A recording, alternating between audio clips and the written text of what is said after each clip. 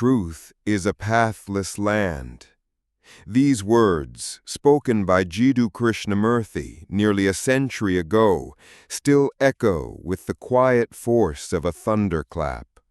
They challenge every structure, every tradition, every spiritual system that claims to hold the keys to enlightenment. They are not an invitation to rebellion, but to freedom. Not a call to destroy the old, but to see, truly see, that truth is not something you can follow. It must be discovered in solitude, in silence, in direct and immediate awareness. The mind seeks safety in systems.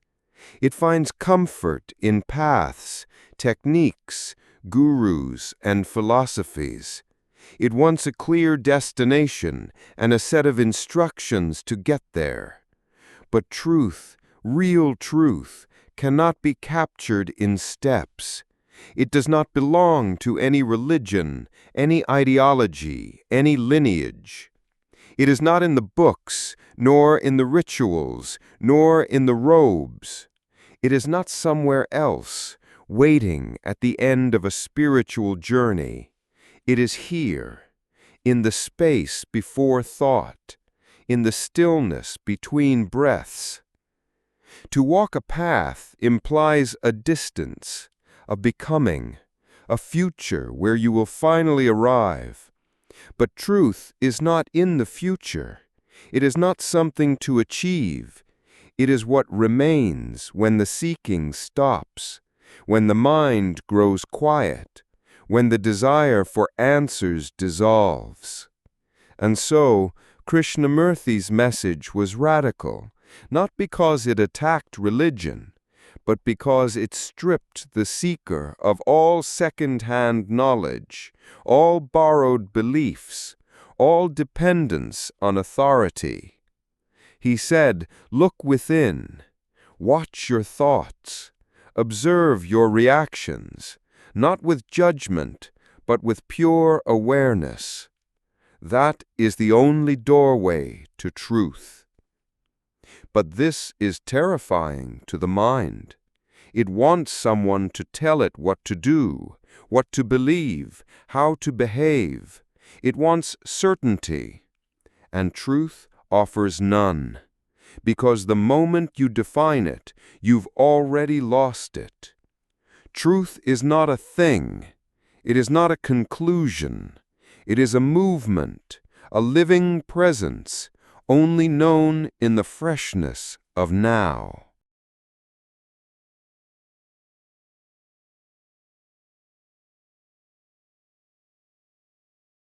Why do we cling so tightly to spiritual authorities? Why do we believe that someone else can show us the truth? Perhaps it is because we are afraid to stand alone, to trust ourselves, to look into the silent mirror of our own being. To walk without a map feels like chaos to the mind, but only in that very groundlessness can true seeing begin. Krishnamurti dismantled the role of the teacher as someone above, someone enlightened who hands down answers. For him, there is no hierarchy in awareness. The one who sees clearly is not higher. They are simply free. Free from the burden of becoming someone, free from the prison of imitation, free from the weight of tradition. The moment you adopt another's path, it ceases to be yours. It becomes memory, repetition, imitation. It may comfort the ego, but it cannot liberate the soul. Real truth cannot be second-hand. You must see it directly, without the filter of concepts, without the crutch of belief, without the shadow of expectation. This is why Krishnamurti refused to create a movement, a method, or a school. He knew that the very structure of a method would become a cage.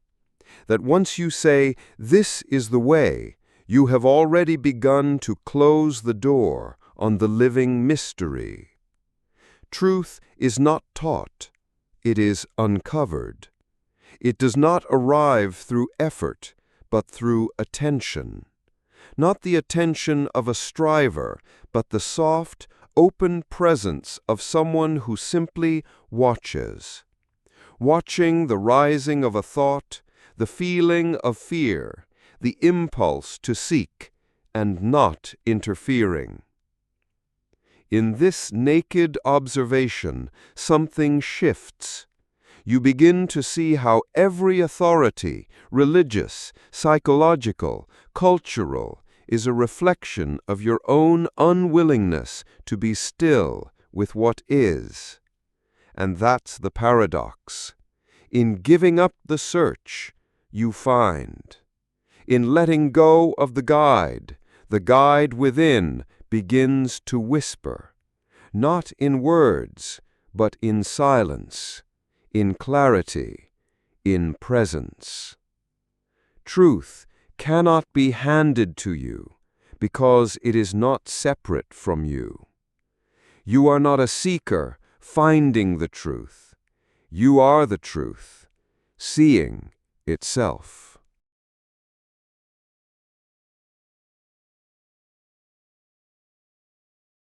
Most people believe transformation comes from doing, from striving, practicing, improving.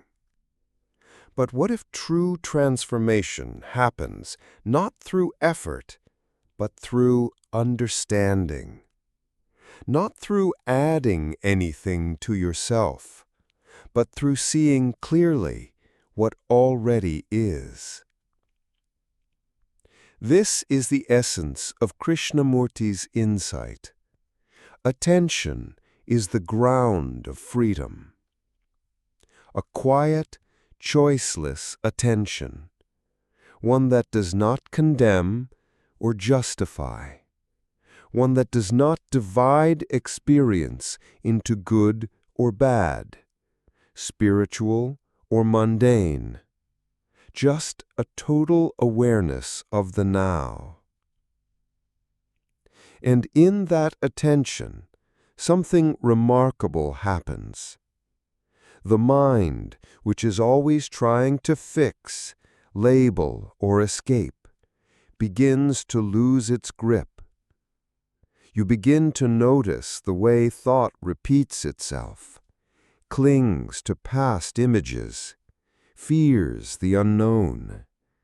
You see how the search for security is actually the root of your suffering. This seeing is not intellectual. It is not about collecting insights or reciting spiritual truths. It is a felt, direct encounter with your own consciousness. You observe without trying to become. And in that observation, the illusion of becoming dissolves. There is no greater revolution than this. Because once you truly see the mechanics of desire, the longing to arrive, to succeed, to awaken, you stop feeding them. Not by force, but because they no longer seduce you. You recognize them as movements of the mind, not movements of truth. In this space of radical honesty, the seeker dies. And in the absence of the seeker, peace arises. Not the peace of comfort or escape, but the peace that comes when nothing is being pursued, when nothing is resisted, when the mirror is still. You begin to see that the present moment is not something to be used, improved, or escaped. It is sacred. It is the only door through which truth can enter. No tradition can give you this moment. No guru can walk it for you.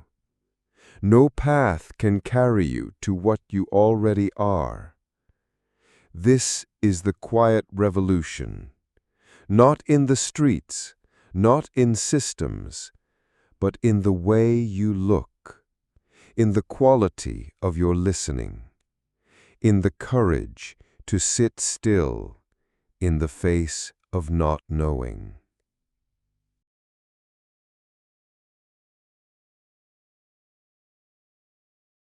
Truth does not arrive with fanfare. It does not shout. It does not ask to be followed. It is here, always, in the quiet rustle of the leaves, in the weight of your breath, in the flicker of a thought and the stillness behind it.